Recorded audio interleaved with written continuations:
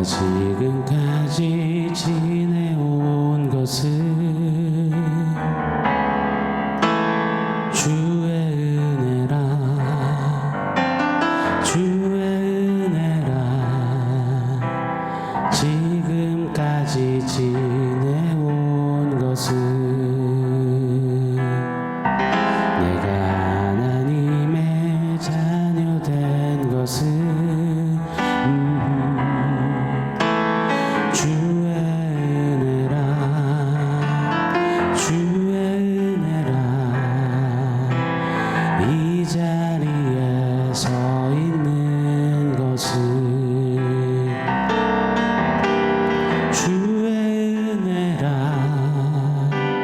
주의 은혜라. 하나님의 자녀 된 것은 주의 은혜라, 주의 은혜라. 이 자리에 서 있는 것은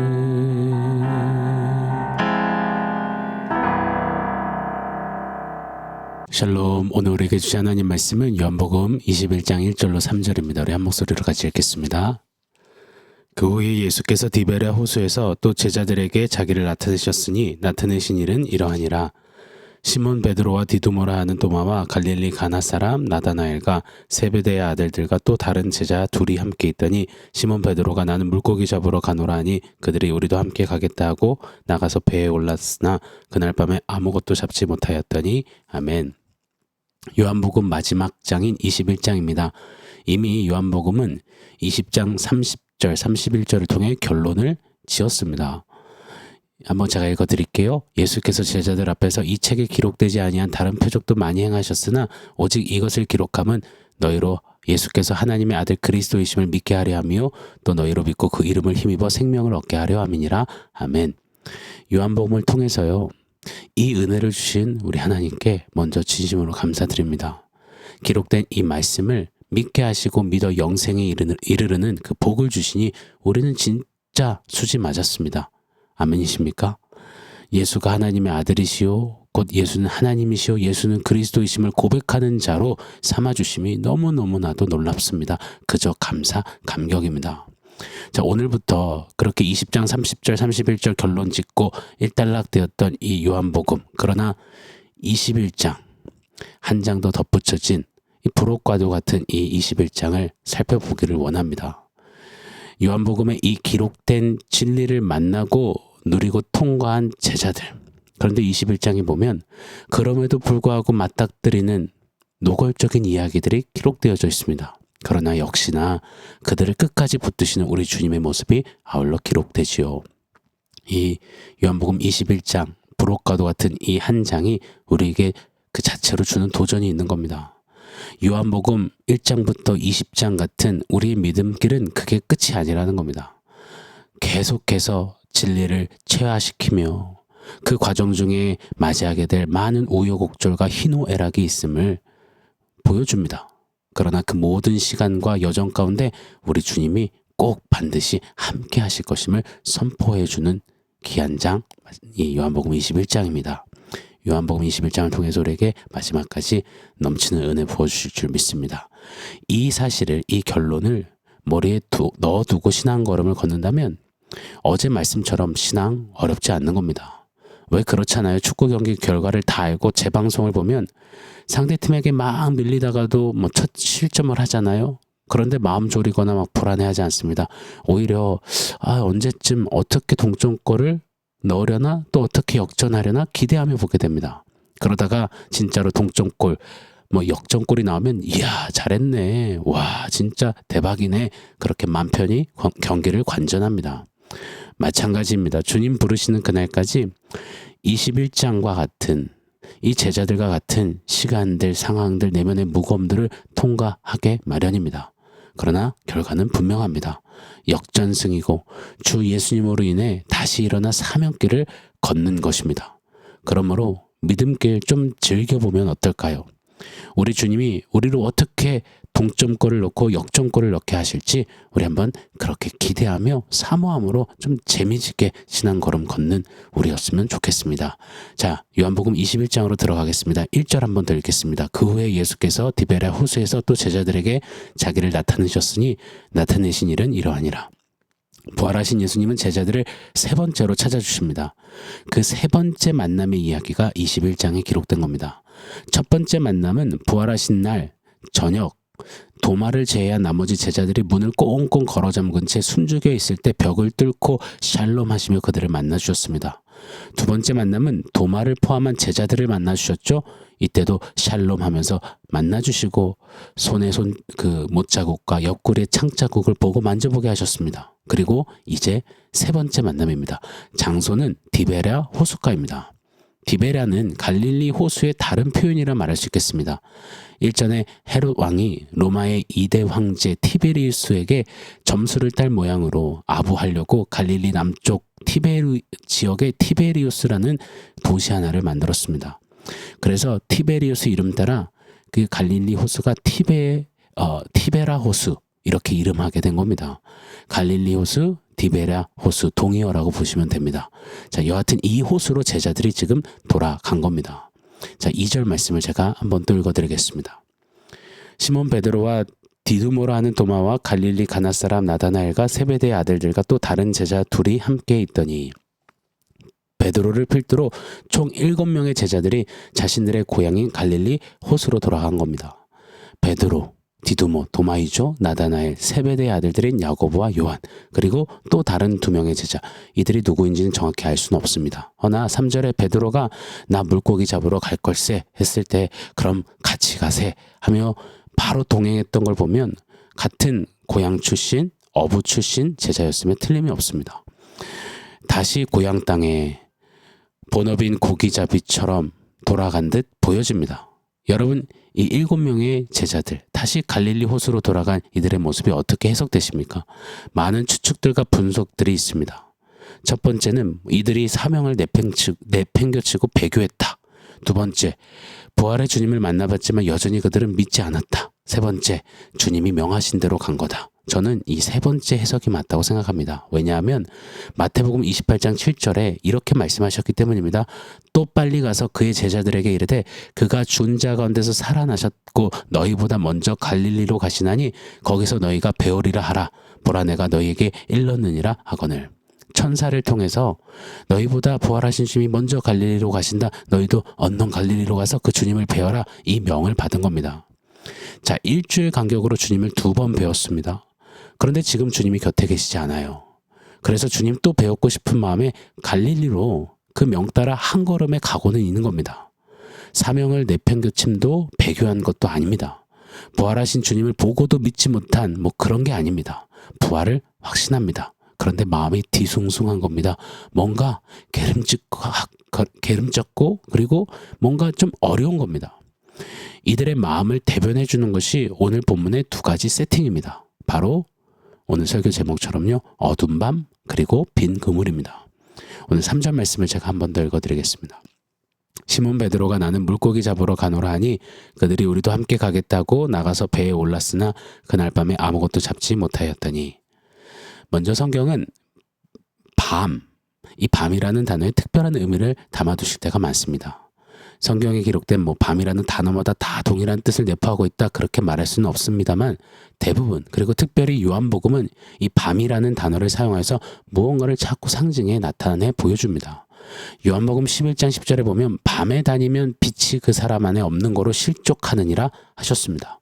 밤은 빛이 없어서 실족해 될 수 있는 위험, 무너짐 이것들을 암묵적으로 드러내주는 겁니다. 또요.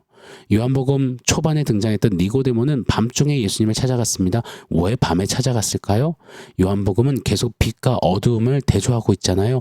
빛이 세상의 빛이었지만 어둠은 깨닫지 못했다고 강조하셨습니다. 즉 밤은 니고데모의 영적 상태를 정확히 말해주고 있는 것이었습니다.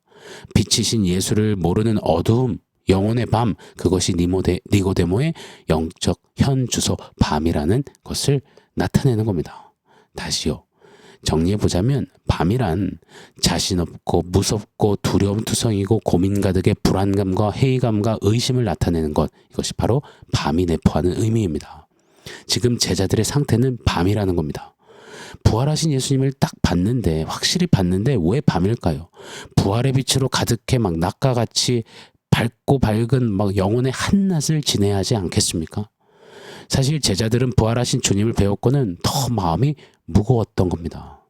훌륭한 스승님으로 여기며 따르는 그 지난 3년도 결국 자신들은 그 주님을 배신하고 실패했거든요. 그런데 이분은 단순한 스승님 정도가 아니라 진짜 죽으시고 부활하신 메시아이신 거예요. 어렴풋이는 알고 있었지만 그래도 뿌연 안개처럼 확신하지 못했는데 부활하셨으니, 부활의 주님을 뵈니 이보다 확실한 증거가 어디 있단 말입니까? 훌륭한 스승님일 때도 실패했는데 이제 명확히 주 메시아요 하나님이신 그분을 어찌 더 이상 따를 수 있단 말입니까? 감히 어떻게 그분의 제자라 할 수 있겠단 말입니까? 그래서 시리와 해위와 자괴감과 자존감이 바닥을 치는 시간을 경험했음에 틀림이 없는 겁니다. 커다란 한계 앞에 무릎을 꿇는 제자들이었습니다. 죄송합니다. 제가 이 코가 많이 막혀서 자꾸 발음이 새는데요. 자, 또 한번 보겠습니다. 3절은 그날 밤에 아무것도 잡지 못했다고 합니다. 빈 그물이었던 겁니다. 이 빈 그물도 내포하는 의미가 있는 겁니다. 7명의 프로 어부 출신 제자들이 그물을 사방팔방으로 쳤겠죠. 그런데 물고기 한 마리도 잡지 못했다는 것은 이거 세상에 이런 일이 나올 만한 일입니다. 신기하고 놀라운 일입니다. 물때를 알고 물고기 흐름을, 갈릴리 호숫가의 흐름을 눈 감고도 그려낼 수 있는 이들이 아무리 영혼 없이 성의 없이 그물을 쳤다 해도 빈 그물을 걷어들였다라는 것은 우연의 일치가 아닌 겁니다. 분명한 레슨을 담아두신 겁니다.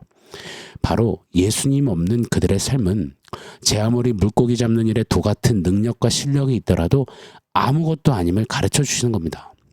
요한복음 15장 5절에 이렇게 가르쳐 주셨었잖아요. 나는 포도나무요 너희는 가지라. 그가 내 안에 내가 그 안에 거하면 사람이 열매를 많이 맺나니 나를 떠나서는 너희가 아무것도 할 수 없음이라. 아멘. 사랑하는 여러분, 진리를 만나고 진리를 믿고 부활하신 주님이 나에게 실제가 되고 정말 참이 되면 구름 위를 걷는 것 같고 모든 게 아름답고 늘 찬송이 쏟아지고 기쁨이 넘쳐나고 무언가 영적인 탄탄대로를 승승장구를 걷는 것 같다는 것, 정말 큰 오산입니다. 진리를 만난 이후의 삶은 제자들처럼 주님 따를 수 없는 못난 자아와 못된 습성과 성품과 쓴뿌리와 예수 닮지 못하는 실패감에 바닥을 침을 경험하게 될 것입니다. 필요합니다. 꼭 그 과정들을 거쳐야만 합니다. 그리고 빈 그물 같은 시간도 맞닥뜨릴 겁니다. 예수 믿으면 물고기가 갑자기 많이 잡히고, 예수 믿으면 50만 원을 벌던 사람이 갑자기 100만 원을 벌고, 안 되던 사업이 갑자기 막 대박이 나기 시작하고, 아니요. 어쩌면 빈 그물의 시간을 더 많이 맞이하게 될 것입니다. 왜요? 예수 믿으면서 예수가 아니면 나는 아무것도 할 수 없구나. 나는 아무것도 아니구나. 나는 가능성이 30 정도 있고 예수님이 70을 채워주시는 그런 존재가 아니라 나는 흙, 티끌 같은 존재요. 아무것도 아닌 빈 그물임을. 그래서 주님이 없이는 살 수 없는 존재임을 배워가는 것, 그것이 바로 우리의 신앙길이고 진리를 만나 누린 이후의 삶의 여정인 것입니다. 사랑하는 여러분, 지금 빈 그물이신가요? 계속 빈손이신가요? 계속 뭐가 안 풀려서 빈털터리 같으신가요? 그때 그냥 주저앉고 하나님이 있네 없네 그런 자리에 서서는 절대 아니 됩니다. 무엇이 없다, 눈물 짓고 푸념하고 좌절하고 낙심하기 전에 나는 예수면 되는 존재이구나, 이것을 빨리 취하고 고백하는 저와 여러분, 우리네 삶이 신앙 여정길이 되기를 축원합니다. 사랑하는 여러분, 제자들처럼 깊은 밤과 빈 그물을 통과하고 계시는 성도님들이 계시다면 기대하십시오. 내일 만나볼 4절부터 어김없이 우리 주님이 찾아주십니다. 그 시간들을 통해 역시나 우리 주님은 기다리셨다는 듯이 찾아주시고 만나주시고 함께 해주십니다. 그 주님을 더욱 발견하고 만나고 누리면 되는 우리입니다. 깊은 밤과 빈 그물을 수차례 지나겠지만 깊은 밤, 빈 그물, 그것을 지나 나의 한계와, 그러나 그 한계를 뛰어넘고 또 넘치도록 덮으시는 예수님을 더욱 선명히 깊이 단단히 충만히 만나, 그렇게 예수로 충만해지는 우리의 신앙 여정길을 우리 주님이 우리 안에 계속해서 주님 부르시는 그날까지 이루어 가심을 믿습니다. 이를 알고 그렇게 주님 앞에 서고 예수로 충만을 더욱더 배워가고 채워가고 누려가는 저와 여러분 되기를 예수 이름으로 축원합니다. 자, 오늘 원포인트는 내가 아니라 예수입니다. 한번 좀 강하게 강력하게 외쳐봤으면 좋겠습니다. 내가 아니라 예수. 신앙 여정길은 오늘 본문의 제자들처럼 가는 게 건강하다라는 생각이 크게 듭니다. 내 잘난 맛에 내 멋 부려가며 자신만만하게 걷는 게 신앙길이 아닙니다. 신앙생활 하면 할수록 주님을 알아가면 할수록 나의 한계와 나의 죄가가 보여지고 그래서 아파하고 절망하는 그런 시간들, 빈 그물 같은 내 인생, 그러나 주님 없으면 아무것도 아닌 나의 인생을 깨닫고 주님을 향하고 부르고 주님 찾고 주님 만나고 주님과 동행할 수 있다는 것, 그래서 내가 아니라 예수군요 라고 고백하는 것, 이것이 신앙의 가장 큰 성공이요 신앙의 가장 중요한 고백이요 우리가 반드시 주님 앞에 서서 영원한 그 삶을 살기 전 이 땅에서 반드시 탑재하고 견고히 세워야 하는 고백이라 믿습니다. 내가 아닌 예수, 내가 아니라 예수십니다. 여러분, 그렇게 우리 좀 깊은 밤 빈금을 잘 통과하며 그때마다 내가 아니라 예수입니다, 난 예수로 충만하면 그거면 됩니다 외치는 우리의 믿음길 신앙 여정 되기를 예수 이름으로 축원합니다. 내가 아니라 예수. 아멘. 사랑하는 성도 여러분, 오늘 말씀과 원포인트 기억하면서 우리 함께 기도하겠습니다. 내가 아니라 예수. 깊은 밤 빈 그물을 통과하는 신앙 여정길에서 내가 아닙니다, 예수뿐입니다, 예수로 충만하겠습니다, 그렇게 고백하는 삶 살게 하여 주십시오. 우리 다짐하며 기도하겠습니다.